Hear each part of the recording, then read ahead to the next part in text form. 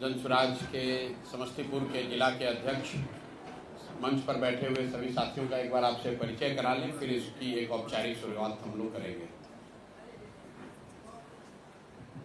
हमारे सूत्रधार और जन स्वराज के नेता प्रशांत जी हमारे सबसे साइड में बैठे हुए हैं। राम बालक जी जो प्रदेश के नेता हैं, उसके बगल में हमारे वसीम राजा जी और केंद्रीय चुनाव समिति के हमारे सदस्य प्रोफेसर भूपेंद्र यादव जी और प्रदेश के ही हमारे नेता MP मंडल सर जी, हमारे बगल में आभा ठाकुर जी और हमारे बगल में राहुल जी, किसान मोर्चा के अध्यक्ष साकेत जी, हमारे पीछे अभियान समिति के सदस्य बड़े भाई निरंजन भैया जी और तारकेश्वर जी और प्रदेश में ही हमारी संजू राय जी, हम तमाम लोग आज उपस्थित हैं।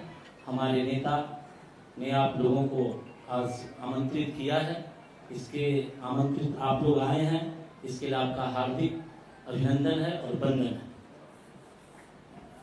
सभी साथियों का परिचय कराने के लिए धन्यवाद। परिचय का एक पर्पस ये है कि जब मैं पिछली बार समस्तीपुर में आज से 2 बरस पहले आया था, तब मैं एक तरह से अकेले ही आया था। हालांकि संख्या के हिसाब से कई सारे साथी मेरे साथ तब से जुड़े हुए हैं, तब जब से पदयात्रा चल रही है या उससे भी पहले से। लेकिन पिछले वर्ष 2 अक्टूबर को उस अभियान, उस प्रयास से जुड़ने वाले हजारों लाखों की संख्या में लोगों ने मिलकर एक दल का विधिवत गठन कर लिया है, जिसका नाम जन स्वराज है। और आप सब यहाँ पर महत्वपूर्ण उसके संगठन के पदाधिकारी हैं। तो अभी आप जो प्रेस वार्ता के लिए आए हैं, आपके जो सवाल हैं, मेरा आपसे अनुरोध होगा कि मेरे साथ साथ आप अगर हमारे यहाँ समस्तीपुर के साथियों से कोई सवाल करना चाहते हैं तो भी ये सवाल आप उनसे करें। सारा सवाल हम ही से पूछिएगा तो बात नहीं बनेगी। समस्तीपुर और यहाँ जन स्वराज से जुड़े हुए मुद्दों की ज़्यादा समझ, मेरे से बेहतर समझ हमारे साथी जो हमारे साथ बैठे हैं उनकी है। इसी के साथ मैं औपचारिक इसकी शुरुआत कर रहा हूँ। आप सब जो चाहें अपना सवाल कर सकते हैं। बहुत बहुत धन्यवाद। पांडे प्रसाद जी, आप शुरू कर दिए, आपकी क्या कार्य योजना है, क्या आपका प्लानिंग है? प्रशांत जी, बिहार का उपचुनाव हुआ, उपचुनाव में आप रहे, अच्छा प्रदर्शन भी हुआ। आने वाला विधानसभा चुनाव में क्या रणनीति है पार्टी की और क्या आपका? रणनीति साफ है। बिहार की जनता बदलाव चाहती है और पिछले 2-2.5 बरस का मेरा अनुभव यही बता रहा है कि बिहार में एक बड़ी संख्या में, मैं समझता हूँ करीब 2/3 लोग, चाहे वो किसी भी दल, किसी भी विचारधारा के मानने वाले हों, लोग बदलाव चाहते हैं। RJD का समर्थक हो या भाजपा का या नीतीश का या कांग्रेस का, लोग बदलाव चाहते हैं। बदलाव के तौर पर वो जन स्वराज को वोट देंगे कि नहीं, इस पर बहस हो सकती है, लेकिन लोग बदलाव चाहते हैं। वो बिल्कुल परिलक्षित हो रहा है हर जगह। लोग नई व्यवस्था, नई सरकार, नया चेहरा देखना चाहते हैं। अब अभी से लेकर चुनाव तक जो दल, जो नेता, जो समूह जनता का विश्वास हासिल कर पाएगा, कहीं न कहीं बदलाव का वो वाहक बनेगा। तो जन स्वराज की अपनी सोच ये है कि हम लोगों ने जो प्रयास 2-2.5 बरस पहले शुरू किया है, जिसके मूल में ये बात रही है कि बिहार में राजनीतिक विकल्प न होने की वजह से, जो पिछले 25-30 साल से लोग सब कुछ जानने समझने के बावजूद विकल्प नहीं होने की वजह से भाजपा के डर से लालू और लालू के डर से भाजपा को जो वोट देते आए हैं, उनके सामने एक सशक्त और ईमानदार विकल्प हो, ताकि जनता उस विकल्प को चुन सके। हम लोग उस प्रयास में पिछले 2-2.5 साल से लगे हुए हैं। भगवान ने जो भी बुद्धि शक्ति दी है, सब कुछ लगाकर ये प्रयास किया है कि बिहार की जनता के पास एक स्वच्छ और बेहतर विकल्प हो। अब जनता उस पर क्या निर्णय लेगी वो तो चुनाव में आपको दिखेगा। हम लोग की रणनीति यही है कि जिस ईमानदारी और शुद्धता की मैंने बात पिछले 2-2.5 साल में कही है, उसको छोड़े बगैर राजनीतिक तौर पर एक बेहतर, स्वच्छ, ईमानदार विकल्प जनता के सामने रखा है। आपने कहा था कि आपका जो उम्मीदवार होगा वो वार्ड सदस्य लेवल से जो लगातार काम किया है वो रहेगा। क्या आप दूसरे दल से आए हुए उम्मीदवार को भी अपना बनाएंगे तो फिर आपका आइडियोलॉजी का क्या होगा? बिल्कुल, आप मुझे खुशी है कि आपको मेरी बात याद है कि जन स्वराज में उम्मीदवार कोई व्यक्ति प्रशांत किशोर या कोई व्यक्तियों का समूह पटना में बैठकर तय नहीं करेगा। जो साथी भी इस विचार को, इस प्रयास को समझकर इससे जुड़े हैं और जुड़कर इसको आगे बढ़ाने में अपना कंधा लगा रहे हैं, वही साथी मिलकर इसके उम्मीदवारों का चयन करेंगे। उम्मीदवारों और उसी के तहत आप देख रहे हैं कि जन स्वराज, शायद आपने ध्यान नहीं दिया, जन स्वराज इस राज्य का पहला ऐसा दल है जिसने उम्मीदवारों की आवेदन की औपचारिक प्रक्रिया अभी शुरू कर रखी है। 12,000 के आसपास लोगों ने आवेदन दिया है बाकायदा फीस भरकर, और लोगों को ये अनुमति दी गई है कि जिन्होंने भी आवेदन की प्रक्रिया पूरी कर ली है वो अपना नाम, अपना कार्यक्रम, अपना प्रोफाइल संभावित उम्मीदवार के तौर पर अपने क्षेत्र में वो प्रचारित कर सकते हैं। और अब जन स्वराज की जो केंद्रीय चुनाव समिति है उस व्यवस्था के तहत अगले 4-5 महीनों में उन सभी साथियों का जो अपने आप को संभावित उम्मीदवार बता रहे हैं या जिन्होंने आवेदन दिया है उनका मूल्यांकन होगा, और जन स्वराज से जुड़े हुए लोग, पदाधिकारी, साथीगण, इसके संस्थापक सदस्य, सब लोग मिलकर जिसके नाम पर मुहर लगाएंगे वही जन स्वराज का उम्मीदवार होगा। उसमें कोई धन बल का प्रयोग नहीं, कोई अंडर द टेबल डीलिंग नहीं। जन स्वराज में कोई आपको नहीं कह सकता है कि हमने पैसे के आधार पर टिकट ले लिया। जन स्वराज में आपको ये नहीं दिखेगा कि कोई पैसा देकर टिकट ले गया या पैरवी से टिकट ले गया। जहां तक रह गई बात की दूसरे दल से आने वाले लोगों की, तो भाई जब बिहार में दूसरा कोई विकल्प ही नहीं था तो वोटर के तौर पर भी आप किसी न किसी को वोट देते थे। बहुत सारे अच्छे लोग जो राजनीति करना चाहते हैं वो किसी दल, बेहतर विकल्प के अभाव में किसी दल के साथ थे। अगर वो आज हम लोग के साथ जुड़ रहे हैं तो उस पर प्रतिबंध नहीं लग सकता है, और इस पर व्यापक चर्चा हुई है जन स्वराज में 2 बरस कि क्या हम लोग को प्रतिबंध लगा देना चाहिए कि दूसरे दल से आए हुए लोग इसमें चुनाव नहीं लड़ सकते हैं। और सामूहिक निर्णय यह है कि नहीं, प्रतिबंध नहीं लग सकता है, क्योंकि बहुत सारे अच्छे लोग दूसरे दलों में हैं जो कि आकर जन स्वराज के प्लेटफॉर्म को मजबूत कर सकते हैं। लेकिन जो बात मैंने कही है कि बिहार में कोई 1200-1250 परिवार के लोग ही पिछले 30-35 वर्ष में सांसद विधायक बने हैं, उसको ध्यान में रखते हुए ये तय किया गया है कि ज्यादातर कैंडिडेट जो चुनाव लड़ेंगे वो राजनीतिक पृष्ठभूमि वाले ऐसे लोग नहीं होंगे जो पहले से जिनके परिवार या उनके परिवार के सदस्यगण चुनाव लड़ते रहे हैं। कुछ अपवाद जरूर हो सकता है, लेकिन 2/3 से ज्यादा लोग जन स्वराज में वही चुनाव लड़ेंगे जो शायद जीवन में पहली बार चुनाव लड़ रहे होंगे, और कुछ लोग तो उसमें ज्यादातर लोग ऐसे होंगे जिन्होंने कि शायद राजनीति ही अपनी पहली बार जीवन में शुरू की है। तो बहुत बड़ी संख्या में, मोटे तौर पर बहुत बड़ी संख्या में आपको नए चेहरे, नए राजनीतिक चेहरे आपको जन स्वराज के टिकट पर चुनाव लड़ते हुए दिखेंगे। विकसित बिहार बनाने के लिए क्या विजन लेकर आए? भैया 2.5 बरस से विजन बताते बताते गला में गांठ पड़ गया, आपको ध्यान नहीं आ रहा है। तो 3 बातें जो मूलभूत हम लोग कह रहे हैं कि 15 साल से कम उम्र के बच्चों के लिए इतनी अच्छी शिक्षा की व्यवस्था हो कि कोई भी लड़का आगे चलकर बिहार की व्यवस्था पर बोझ न बने, उसको सरकारी मदद की जरूरत न पड़े। 15 साल से 50 साल की उम्र के जो युवा हैं जो वापस जाकर पढ़ नहीं सकते हैं, जो उनको हर हालत में उनके हाथ में पूंजी उपलब्ध कराया जाए ताकि वो स्वरोजगार कर सकें, अपने लिए रोजगार और इनकम का जरिया पैदा कर सकें। और 60 वर्ष से ऊपर के लोग जो न पढ़ सकते हैं न अब नया कोई रोजी रोजगार कर सकते हैं, वो इज्जत की जिंदगी जी सकें, इसलिए कम से कम उनको 2000 रुपए का मासिक सुविधा जरूर सरकार की ओर से दिया जाए। ये 3 बातें हम लोग मूलतः बता रहे हैं। लेकिन पूरे बिहार के विकसित होने की जो बात है, हम लोगों ने कहा है कि पंचायत वाइज योजना बनाकर जारी करेंगे।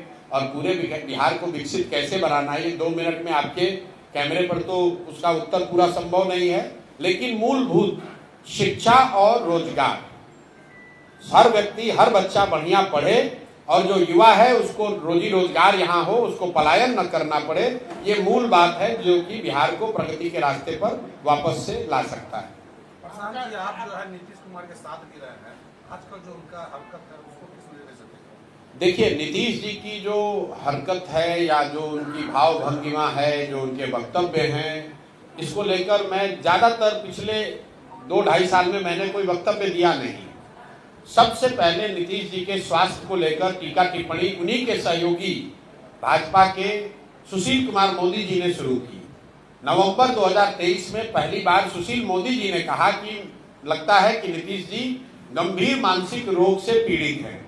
उसके बाद से बिहार के करीब करीब सभी नेताओं ने उनके स्वास्थ्य पर टीका टिप्पणी की है। मैंने कभी टिप्पणी नहीं की थी जनवरी तक, लेकिन जनवरी में जब बीपीएससी का आंदोलन चल रहा था, अधिकारियों से या व्यवस्था से हम लोग की बातचीत चल रही थी, तब मुझे इस बात का अधिकारियों के माध्यम से भी फिर से ज्ञान हुआ, समझ आई कि नीतीश जी की मानसिक हालत दिनों दिन इतनी खराब हो गई है कि उनको ज्यादातर विषयों की समझ ही नहीं है, कोई उनको पता ही नहीं चल रहा है कि राज्य में हो क्या रहा है।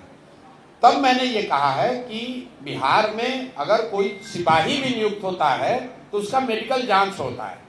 कोई भी नौकरी, अगर आप पत्रकार हैं, अगर आप मानसिक तौर पर स्वस्थ नहीं है तो आपको पत्रकारिता की अनुमति नहीं दी जाएगी।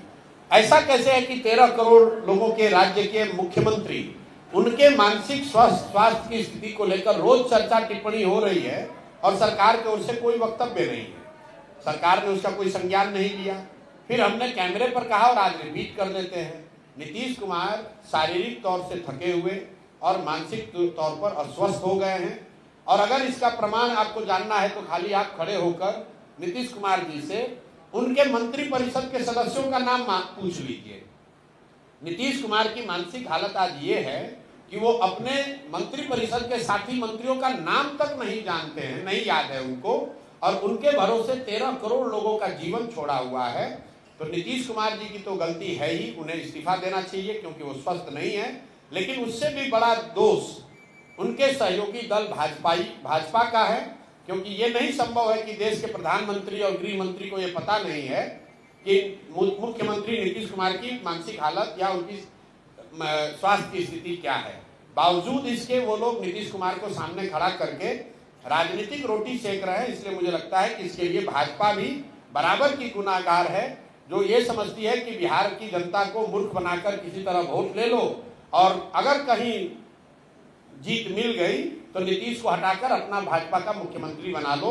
ये उनकी रणनीति है। इसलिए मुझे लगता है कि नीतीश जी तो बीमार है ही, लेकिन उस बीमार व्यक्ति को जनता के ऊपर थोप के रखना, मुख्यमंत्री बनाए रखना, इसका ये जो गुनाह है ये भाजपा कर रही है और भाजपा के लोगों को इसका जवाब देना चाहिए। बेटा को भी लाने का चर्चा नहीं, देखिए, बेटे को लेकर मैंने कई बार कहा, मेरा अपना स्वभाव है, जो लोग राजनीति में नहीं है उस पर मैं टीका टिप्पणी नहीं करता हूँ।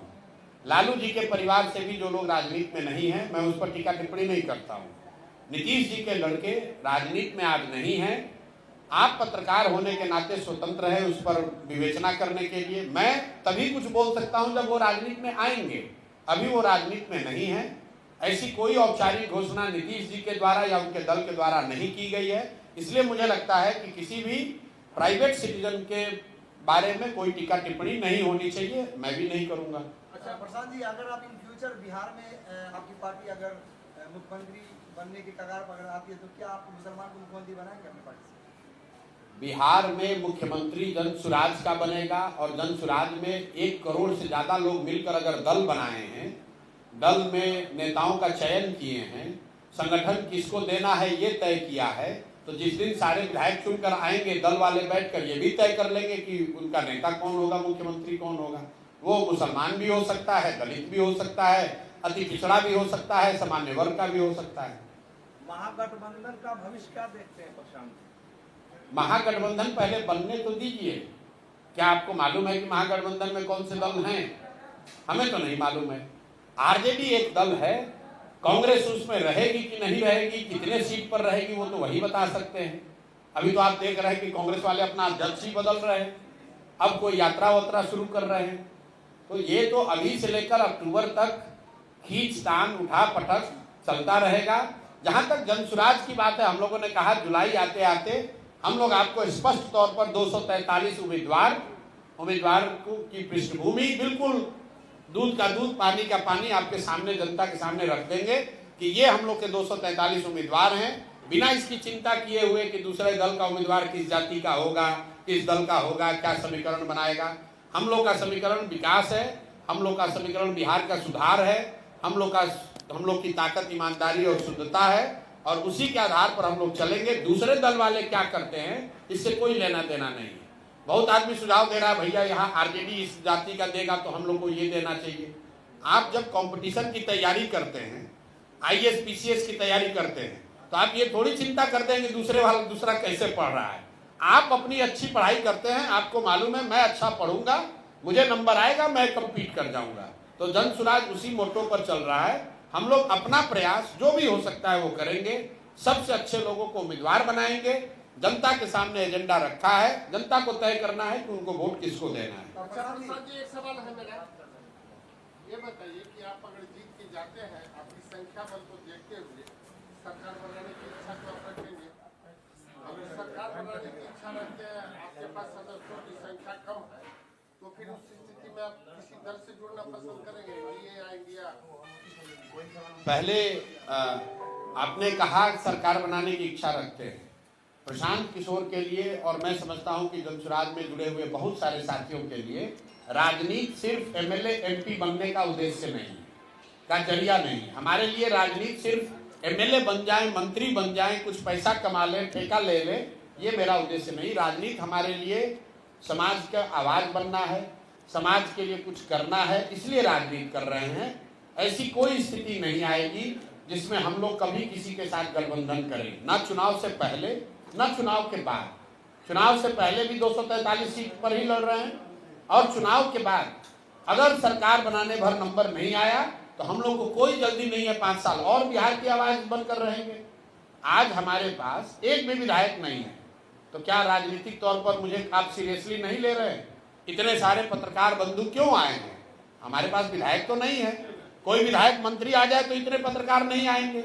अगर हमको 10,000 लोग सुनने आ रहे हैं तो क्यों आ रहे हैं? क्योंकि उनको इस राजनीतिक प्रयास में कुछ शुद्धता, कुछ ईमानदारी दिख रही है, इसमें कुछ होप दिख रहा है। कोई विधायक की ताकत नहीं है, कोई मंत्री आएगा तो इतना चर्चा का कारण नहीं बनेगा। और ये ताकत प्रशांत किशोर की नहीं है, ये ताकत इस प्रयास की है जिसमें पहली बार बिहार के एक बड़े वर्ग को कहीं न कहीं उम्मीद की किरण दिख रही है कि शायद बिहार में भी सुधार हो जाए, शायद बिहार भी देश के अन्य राज्यों की तरह विकास के रास्ते पर आ जाए। ये उस सोच की, ये उस होप की ताकत है।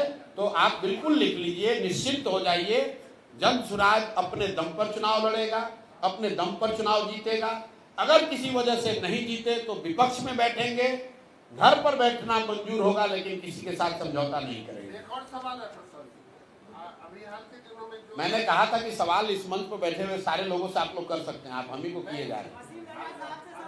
जी हमारे लिए महत्वपूर्ण है ना, संधि से मैं सवाल अभी हाल के दिनों में जो कुछ राज्यों में चुनाव हुआ वहाँ लॉलीपॉप दिया जाता है हर पार्टी को, इसको आप किस नजरिया से? देखिए, मैं उसको लॉलीपॉप तो पहली बात कहता नहीं हूँ।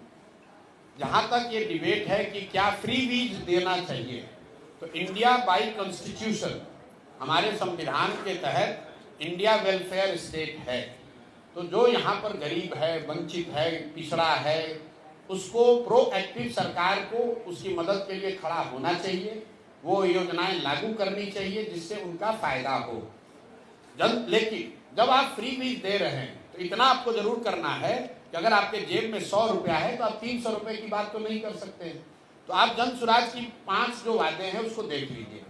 हम लोग बच्चों की पढ़ाई की बात कर रहे हैं जो फ्री बीज नहीं है। हम लोग ये कह रहे हैं कि 60,000 करोड़ रुपया जो सरकार खर्च कर रही है शिक्षा के नाम पर, उसको अगर बेहतर तरीके से खर्च किया जाए तो देश का सबसे अच्छा शिक्षा व्यवस्था बिहार में बनाया जा सकता है। दूसरी बात हम लोग क्या कह रहे हैं, हम लोग ये कह रहे हैं कि हम लोग महिलाओं को रोजगार देने के लिए कोई फ्री भी नहीं देंगे, उनको लोन बैंकों से दिलवाएंगे सरकारी गारंटी पर, और उस पर भी उनको 4% ब्याज लोगों को देना पड़ेगा, 6% ब्याज सरकार भरेगी। तो 6,000 करोड़ रुपया के बजट से 1 लाख करोड़ रुपया हम लोग महिलाओं तक पहुंचा पाएंगे रोजी रोजगार के लिए। तीसरी बात हम लोग कह रहे हैं कि मनरेगा को कृषि से जोड़ेंगे, इसमें भी 1 रुपया सरकार का नहीं लगेगा। जो मनरेगा का पैसा आ रहा है या दिल्ली में हम लोग सरेंडर कर रहे हैं, उसी मनरेगा के पैसे से हम लोग मजदूरों को कृषि से जोड़ेंगे, ताकि हर वो किसान जो नकदी की खेती करना चाहता है उसको मनरेगा के तहत मजदूर मुफ्त में मिले, उससे मनरेगा का भ्रष्टाचार खत्म होगा, किसानों को फ्री में मजदूर मिलेंगे और खेती किसानी से वापस कई लोग बड़े पैमाने पर जुड़ेंगे और खेती आधारित पलायन भी रुकेगा। सिर्फ एक ही फ्री भी हम लोग कह रहे हैं, वो कह रहे हैं 60 वर्ष से ज्यादा उम्र के महिला पुरुष को, दिव्यांग और विधवाओं को उसमें जोड़ लीजिए, जिसको आज सरकार 400 रुपया भत्ता देती है, पेंशन देती है। हम लोग कह रहे हैं कि उसके जगह हम 2000 देंगे और उसका बजटरी प्रोविजन मतलब टोटल साल का खर्चा आएगा करीब 12,500 करोड़। तो 3 लाख करोड़ के बजट में 12,000 करोड़ रुपया अपने उन साथियों के लिए जो 60 वर्ष से ज्यादा उम्र के हो गए। मुझे लगता है कि ये संविधान की जो वेलफेयर स्टेट की परिकल्पना है उसके अधीन है। इसके अलावा हम लोग कोई वादा फ्री वी का नहीं कर रहे हैं। तेजस्वी यादव राजद वाले कर रहे हैं कि हम लोग 2500 रुपया माई बहन योजना में दे देंगे। तो मैं पत्रकार बंधुओं से आग्रह करूंगा, आजकल सबके मोबाइल में कैलकुलेटर है, आप जरा इस पर कोई योजना पर सवाल जवाब का मतलब नहीं है, अपना कैलकुलेटर खोलिए। बिहार में 6 करोड़ महिलाएं हैं, 6 करोड़ महिलाओं में अगर 1 करोड़ बच्चियों को हटा भी दे तो 5 करोड़ हुआ। 5 करोड़ महिलाओं को अगर हर महीने आप 2,500 रुपया देंगे तो साल का करीब 1.5 लाख करोड़ रुपया हुआ बजट। बिहार सरकार का अभी बजट आया है 10 दिन पहले, योजना बजट ही है 1 लाख करोड़। तो तेजस्वी यादव ये कह रहे हैं कि हमारे पास है 1 लाख करोड़, खर्चा अगर सब बंद भी हो जाए तो कह रहे हैं उसमें से हम दे देंगे आपको 1.5 लाख करोड़। ये फ्रीबी वाली बात हुई, जबकि आप जान रहे हैं कि आपके पास पैसा नहीं है। लोगों को विशुद्ध तौर पर मूर्ख बनाने के लिए कुछ भी कहे जा रहे हैं।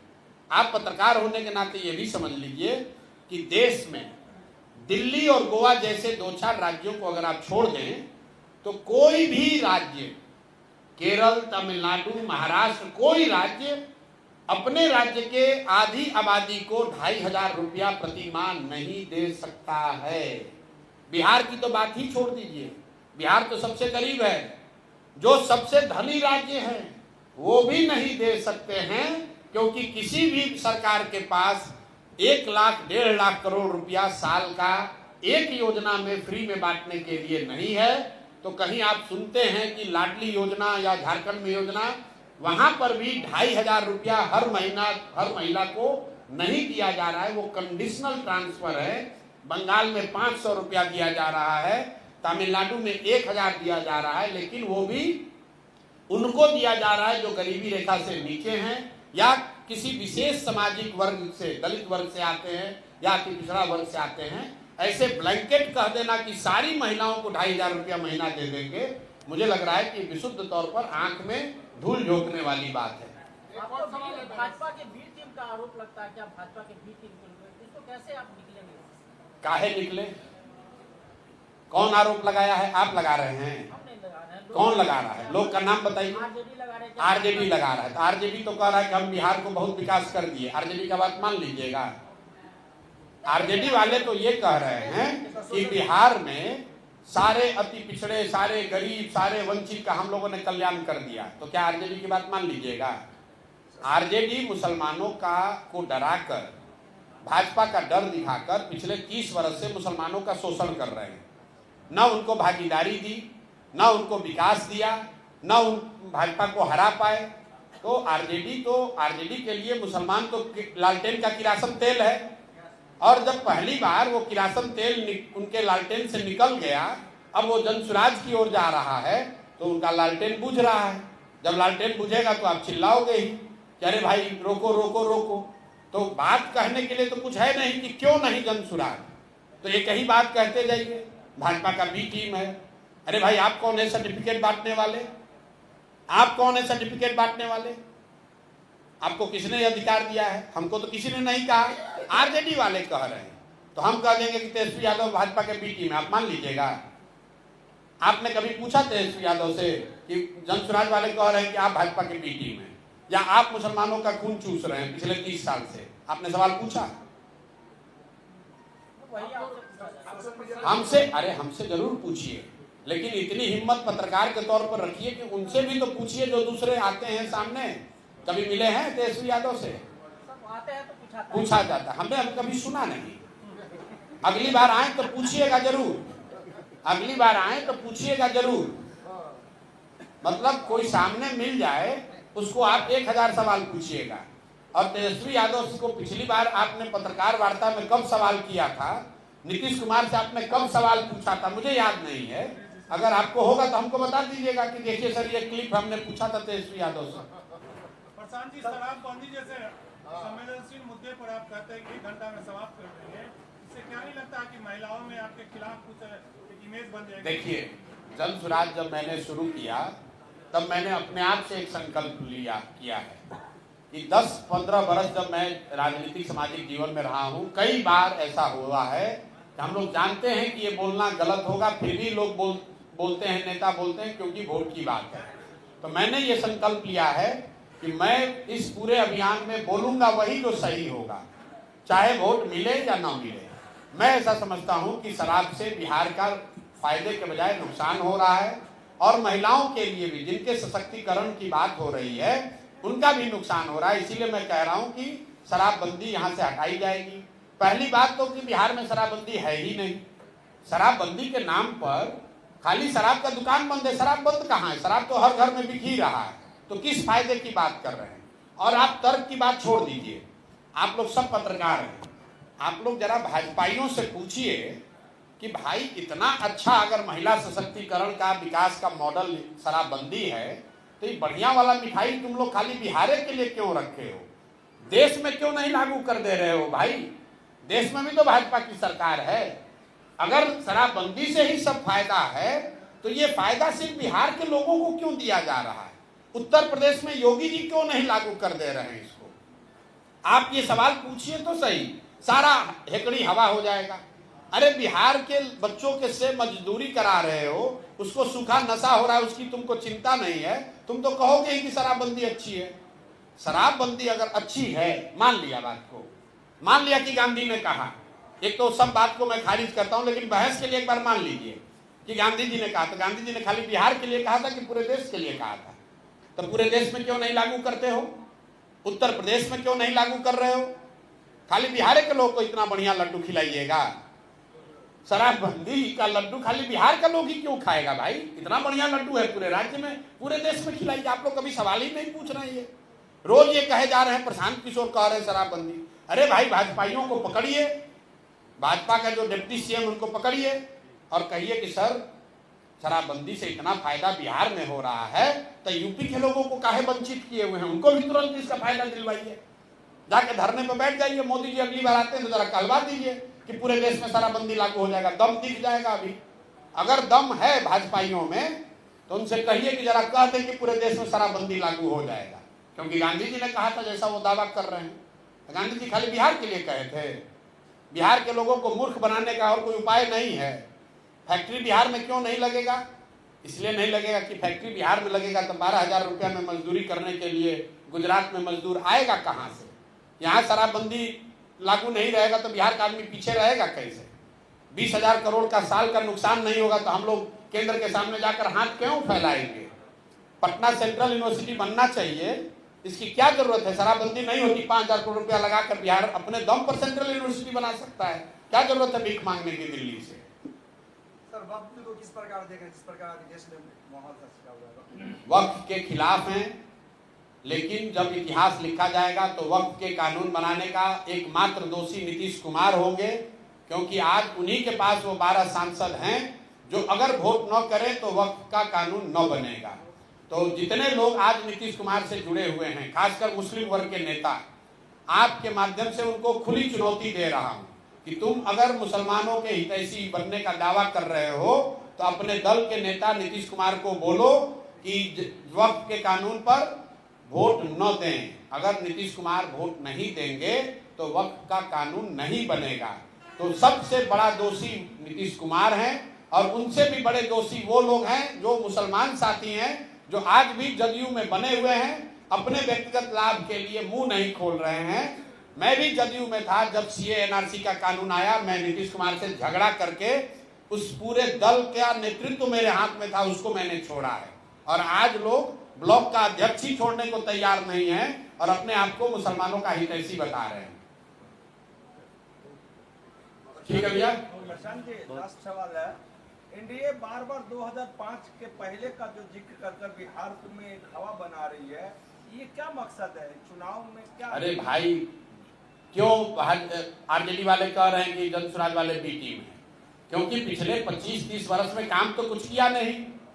तो जो आप बात कह रहे हैं कि अगर वोट लेना है एनडीए को तो उनके पास क्या है कहने को? एक ही है कि अगर हमको वोट नहीं दोगे तो लालू आ जाएगा, लालू आ जाएगा, लालू का जंगल राज आ जाएगा।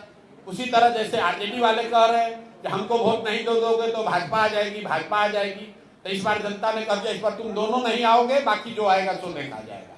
सर एमआईएम को साथ लेंगे आप अपनी पार्टी में? भाई बिहार में 243 सीट है, हमने घोषणा कर दी कि हम 243 जन स्वराज लड़ेगा।